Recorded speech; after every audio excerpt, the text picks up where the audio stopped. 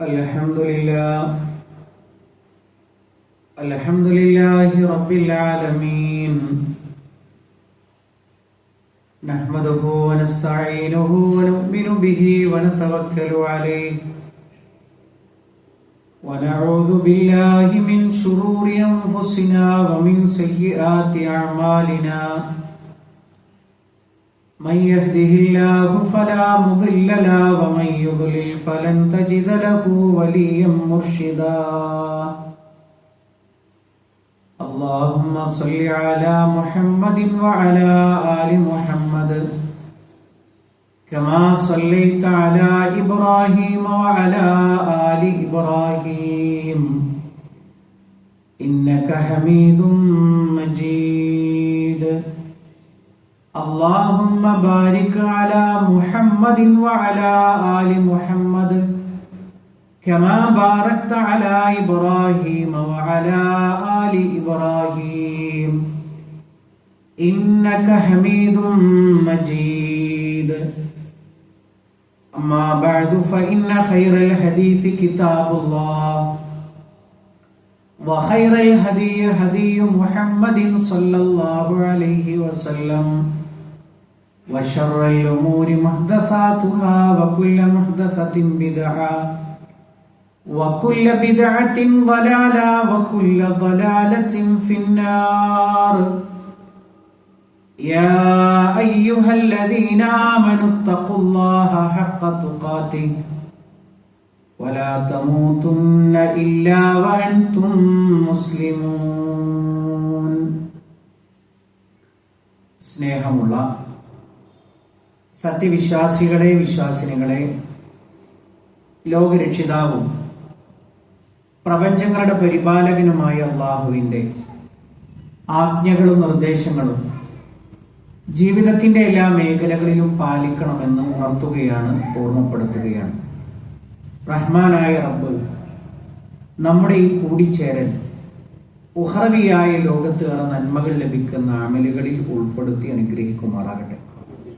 പ്രിയപ്പെട്ട സത്യവിശ്വാസികളെ വിശ്വാസിനികളെ, നമ്മുടെ ജീവിതത്തിൽ പ്രിയപ്പെട്ടതും അതേപോലെ തന്നെ നാം നിത്യേന ഉപയോഗിക്കുന്നതുമായ കാര്യങ്ങൾ, അവയുടെ വില ചിലപ്പോൾ നമുക്ക് മനസ്സിലാകാറില്ല.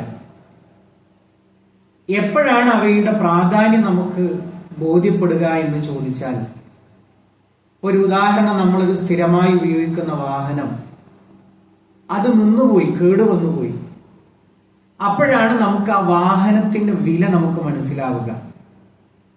നമ്മൾ ഉപയോഗിക്കുന്ന മൊബൈലിന് അത് താഴെ വീണ് കേടുവന്നുപോയി, ഉപയോഗിക്കാൻ പറ്റാത്ത രൂപത്തിലാണ്. ഒരു ദിവസമാണെങ്കിലും ഒരു മണിക്കൂറാണെങ്കിലും അപ്പോഴാണ് ആ മൊബൈലിന്റെ വില നമുക്ക് മനസ്സിലാവുക. നമ്മുടെ വീട്ടില് സദാ നമ്മൾ വെള്ളമെടുത്തുകൊണ്ടിരിക്കുന്ന മോട്ടർ ഒരു ദിവസം നിലച്ചുപോയി, അതൊരു മണിക്കൂർ നേരത്തേക്കാണെങ്കിലും അപ്പോഴാണ് അതിൻ്റെ ഒരു പ്രാധാന്യം നമ്മൾ മനസ്സിരുത്തുക. പ്രിയപ്പെട്ടവരെ, അള്ളാഹുവിന്റെ ഹബീബ് സല്ലല്ലാഹു അലൈഹി വസല്ലമയോട് ഒരു സ്വഹാബി വന്നിട്ട് ചോദിക്കുകയാണ്, അള്ളാഹുവിന്റെ റസൂലേ, ഏറ്റവും നല്ല വ്യക്തി ആരാണ്,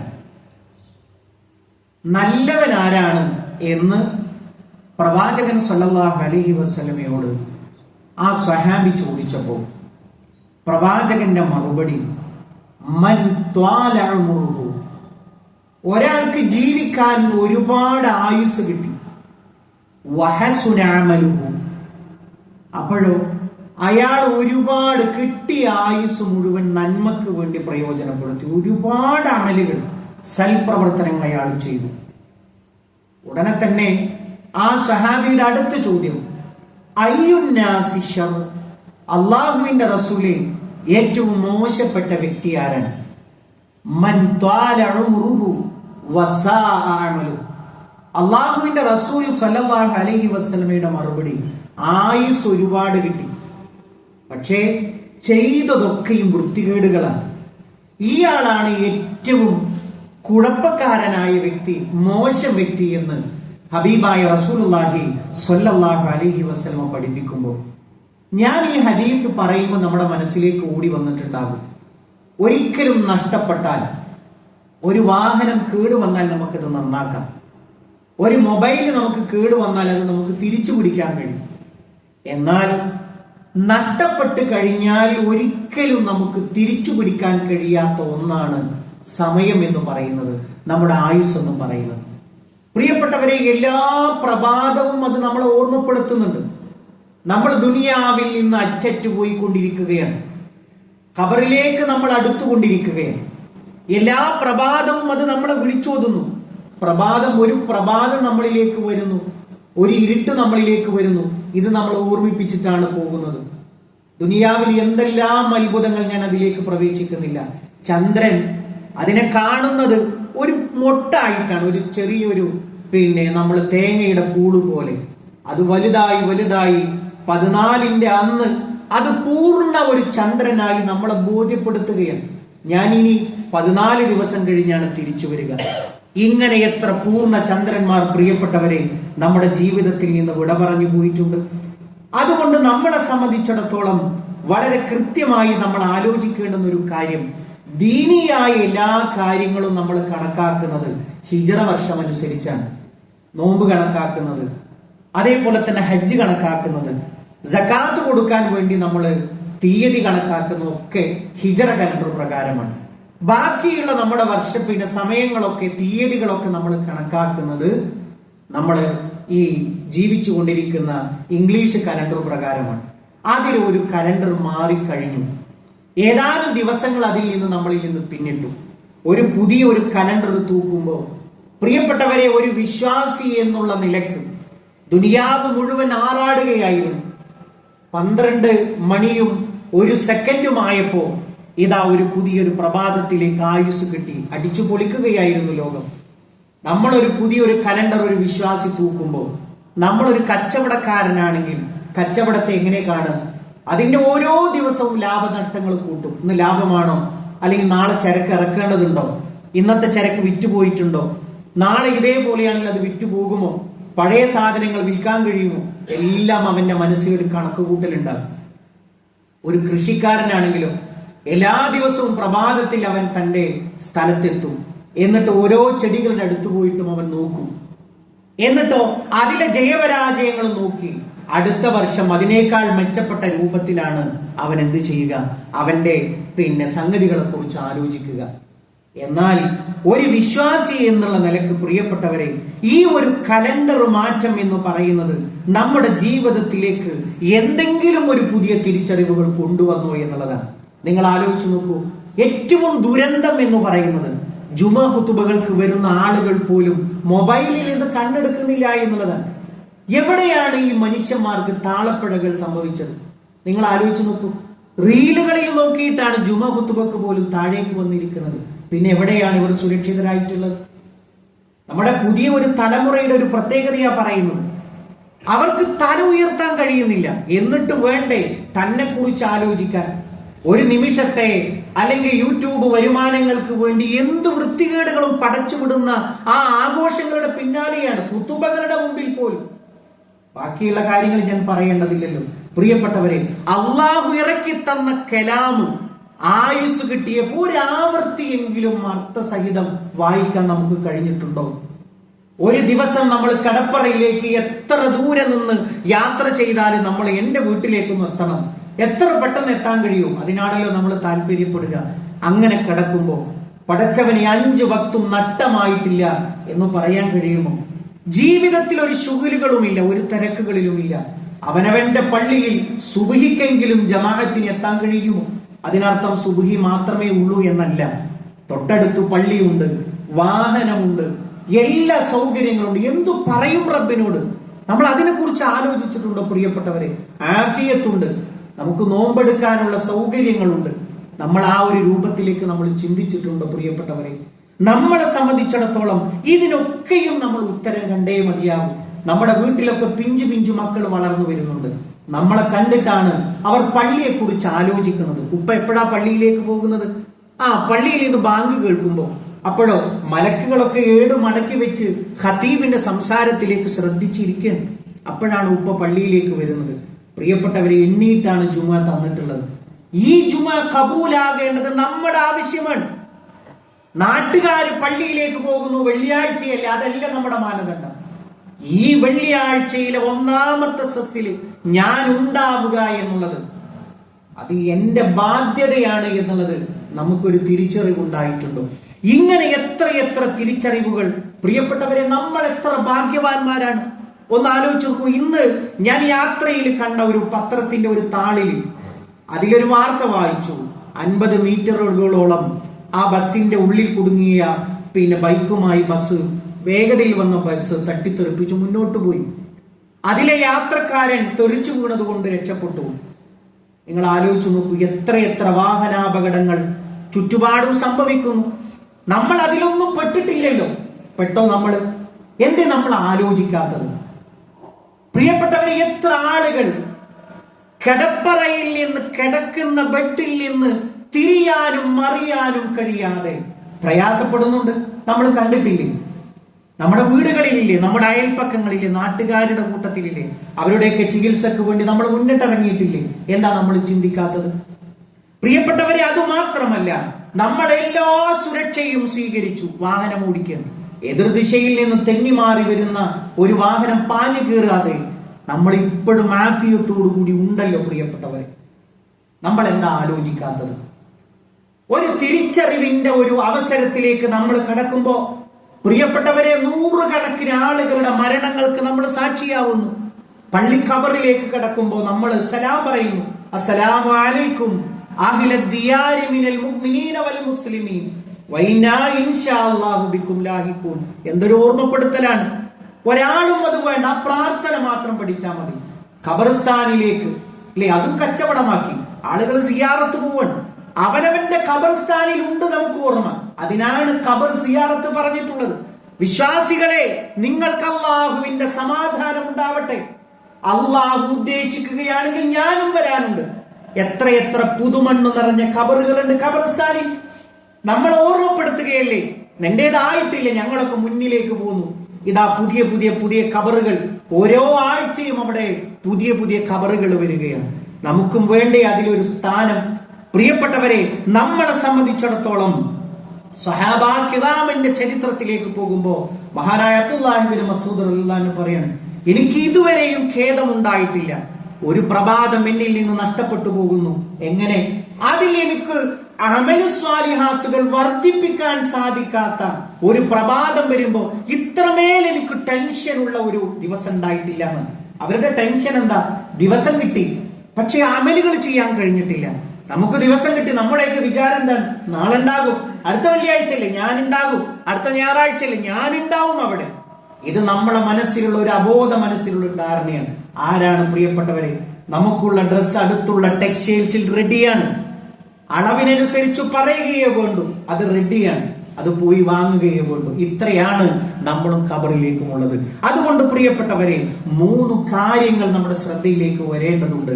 അതിൽ ഒന്നാമത്തെ കാര്യം എന്ന് പറയുന്നത് അള്ളാഹുവിന്റെ ഹബീബ് സല്ലല്ലാഹു അലൈഹി വസല്ലമ പറഞ്ഞു, ലാ തസൂലു ഖദമ അബ്ദിൻ ഹത്താ യുസ്അല അൻ ഉംരിഹി ഫീമാ അഫ്നാഹു. ഖിയാമത്ത് നാളിൽ ഒരു അടിമയുടെയും കാൽപാദം മുന്നോട്ട് വെക്കാൻ കഴിയില്ല. അൻഉംരിഹി, അല്ലാഹു ചോദിക്കുകയാണ് അവന്റെ ആയുസ്സിനെ കുറിച്ച്. ഫീമാ അഫ്നാഹു, ആ കിട്ടിയ സമയം നീ എന്തിനാണ് ചെലവഴിച്ചത്? നമ്മൾ കണക്ക് കൊടുക്കണം. തിങ്കളാഴ്ച ദിവസം, വെള്ളിയാഴ്ച ദിവസം ഇന്നിന്ന കാര്യങ്ങളൊക്കെ റബ്ബേ ചെയ്തു, റബ്ബിനോട് കണക്ക് പറയണം. വഅൻഇൽമിഹി ഫീമ ഫഅല ഫീഹി, നീ എന്താണ് അറിവ് നേടിയത്?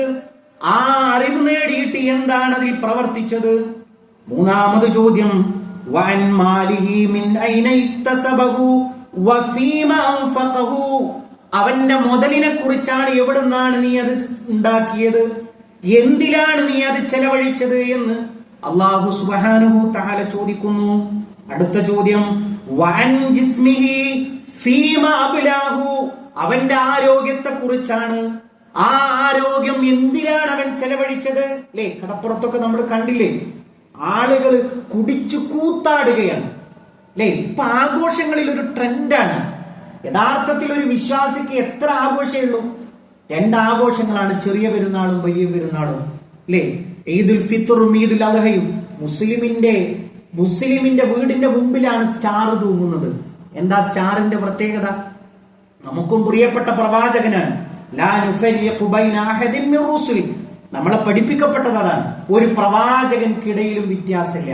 ആ ഈസ നബി അലൈഹിസ്സലാമയെ ദൈവത്തിന്റെ പുത്രനായി കണ്ട് ആ ദൈവത്തിന്റെ പുത്രൻ പുൽക്കൂട്ടിൽ ഭൂജാതനായതിന്റെ പ്രതീകമായ ആ ഒരു നക്ഷത്രം തൂക്കുക വഴി ഒരു മിനിമം അവനവന്റെ മതത്തെ കുറിച്ചൊരു ബോധ്യം വേണ്ടേ?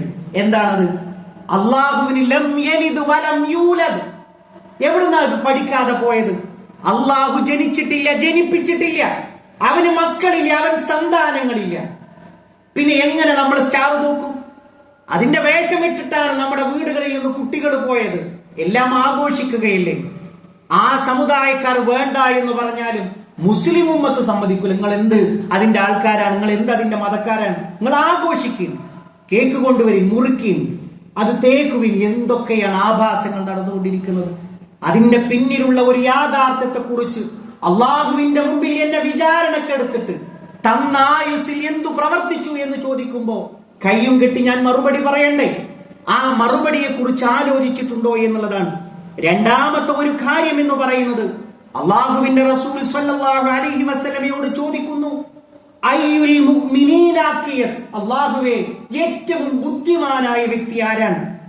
അപ്പോഴോ പ്രവാചകന്റെ മറുപടി, അക്സറുഹും ലിൽ മൗതി ദിക്റ, സദാസമയവും മരണത്തെ കുറിച്ച് ആലോചിക്കുന്നവരാണ്. വഅശദ്ദുഹും ഇസ്തിഅദാദൻ ലഹു, അതിനു വേണ്ടി മുന്നൊരുക്കം നടത്തുന്നവരാണ്, അതിനു വേണ്ടി ഒരുങ്ങുന്നവരാണ് ഏറ്റവും വലിയ ബുദ്ധിമാൻ എന്ന് ഹബീബായ റസൂലുള്ളാഹി സ്വല്ലല്ലാഹു അലൈഹി വസല്ലം നമ്മളെ പഠിപ്പിക്കുകയാണ്. പ്രിയപ്പെട്ടവരെ ഒരായത്ത് മാത്രം ഞാൻ പറയട്ടെ, നമുക്കൊക്കെ ഓർമ്മയിലുള്ള ഒരായത്താണ്. വലൗ തറായിദിൽ മുജ്രിമൂന നാകിസൂ റൂസിഹിം ഇൻദ റബ്ബിഹിം റബ്ബനാ അബ്സർനാ വസമിഅനാ ഫർജിഅനാ നഅമൽ സാലിഹൻ ഇന്നാ മൂഖിനൂൻ.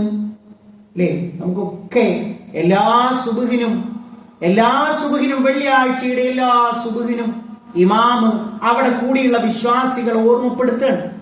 എന്ത്?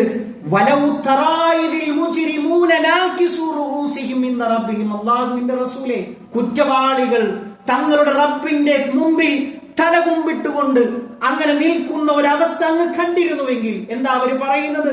റബ്ബനാ അബ്സർനാ, അല്ലാഹുവേ ഞങ്ങൾ ബസറുള്ളവരായിരുന്നുവെങ്കിൽ. നമുക്ക് കണ്ടില്ലേ, പക്ഷെ കാണേണ്ടത് കണ്ടില്ല.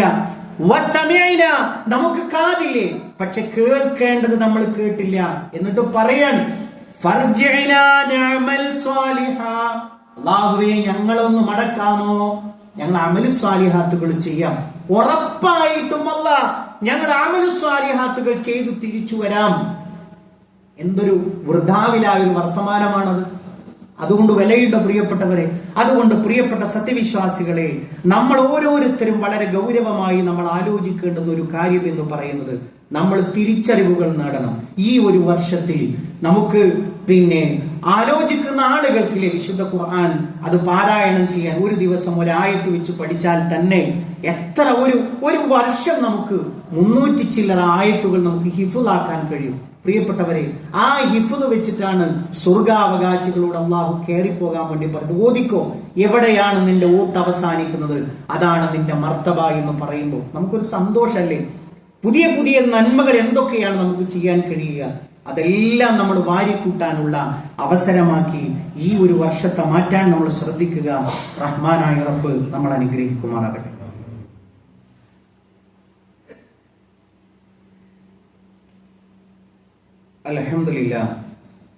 അൽഹംദുലില്ലാഹി റബ്ബിൽ ആലമീൻ വസ്സലാത്തു വസ്സലാമു അലാ റസൂലിഹിൽ അമീൻ നബിയിനാ വഹബീബിനാ മുഹമ്മദിൻ സല്ലല്ലാഹു അലൈഹി വസല്ലം വഅലാ ആലിഹി വസഹ്ബിഹി അജ്മഈൻ, അമ്മാ ബഅദ്. പ്രിയപ്പെട്ട സത്യവിശ്വാസികളെ, വിശ്വാസിനികളെ, ഒരിക്കൽ കൂടി അള്ളാഹുവിന്റെ ആജ്ഞാനിർദ്ദേശങ്ങൾ ജീവിതത്തിന്റെ എല്ലാ മേഖലകളിലും പാലിക്കണമെന്ന് ഉണർത്തുകയാണ്, ഓർമ്മപ്പെടുത്തുകയാണ്. പ്രിയപ്പെട്ട സത്യവിശ്വാസികളെ, ഒരു പരിശുദ്ധമായ മാസത്തിലേക്കാണ് നമ്മൾ പ്രവേശിച്ചിരിക്കുന്നത്.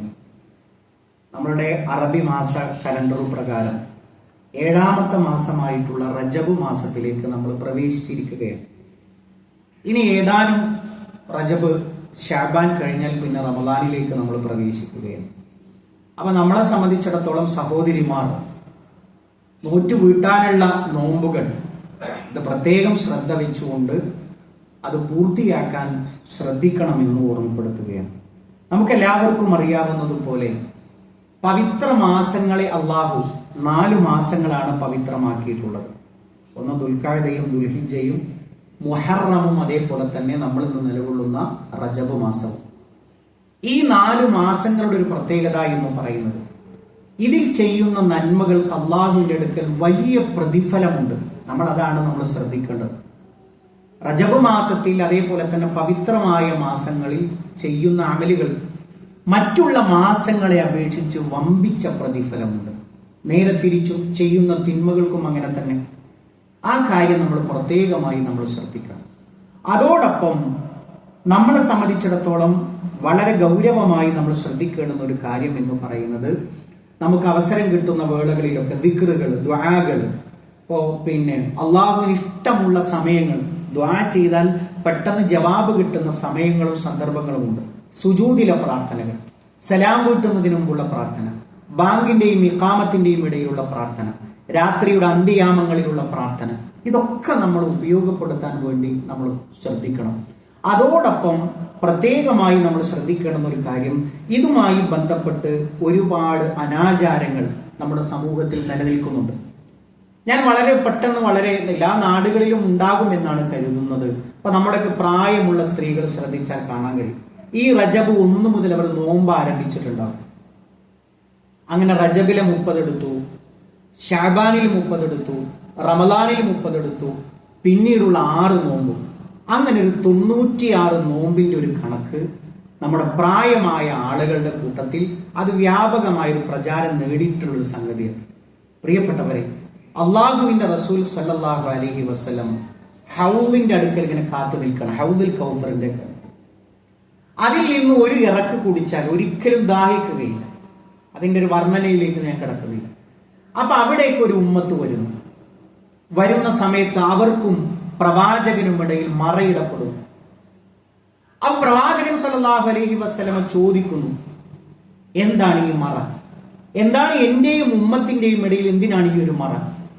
അപ്പൊ പ്രവാചകന് പറഞ്ഞു കൊടുക്കുകയാണ്, പ്രവാചക, അങ്ങ് അവരിൽ നിന്ന് പോന്നതിന് ശേഷം ഈ ദീനിൽ എന്തെല്ലാം പുത്തൻ സമ്പ്രദായങ്ങളാണ് അവർ കൊണ്ടുവന്നിരിക്കുന്നത്. പ്രവാചകൻ സല്ലല്ലാഹു അലൈഹി വസല്ലം എന്താ പറയുന്നത്? സാരമില്ല എന്നാണോ? സുഹ്ഖൻ സുഹ്ഖൻ ലിമൻ ബദ്ദല ബഅദി, എനിക്ക് ശേഷം ദീനിൽ മാറ്റത്തിരുത്തലുകൾ വരുത്തിയവരെ അകന്നുപോ എന്നാണ് പ്രവാചകൻ സല്ലല്ലാഹു അലൈഹി വസല്ലം പറയുന്നത്. ഈ ദീനിൽ ഒരു കാര്യം ദീനാകണമെങ്കിൽ 1400 കൊല്ലത്തിന്റെ പാരമ്പര്യം അതിനുണ്ടാവണം. അൽയൗമ അക്മൽതു ലക്കും ദീനക്കും വഅത്മംതു അലൈക്കും നിഅമതി എന്ന് പറഞ്ഞിട്ട് ഇതിന്റെ താക്കോല് പൂട്ടിയിട്ടാണ് പ്രവാചകൻ പോയിട്ടുള്ളത്.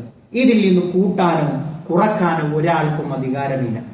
അതുകൊണ്ട് ഇത്തരത്തിലുള്ള പുത്തൻ നിർമ്മിതികളെ പ്രവാചകൻ സല്ലല്ലാഹു അലൈഹി വസല്ലമ 96 നോമ്പ് തുടർച്ചയായി എടുത്തുവെങ്കിൽ അത് നമ്മളായിരിക്കും അതിന്റെ ഒന്നാമത്തെ കൽപ്പന ഏറ്റെടുത്ത് നിർവഹിക്കേണ്ടുന്ന ആളുകൾ.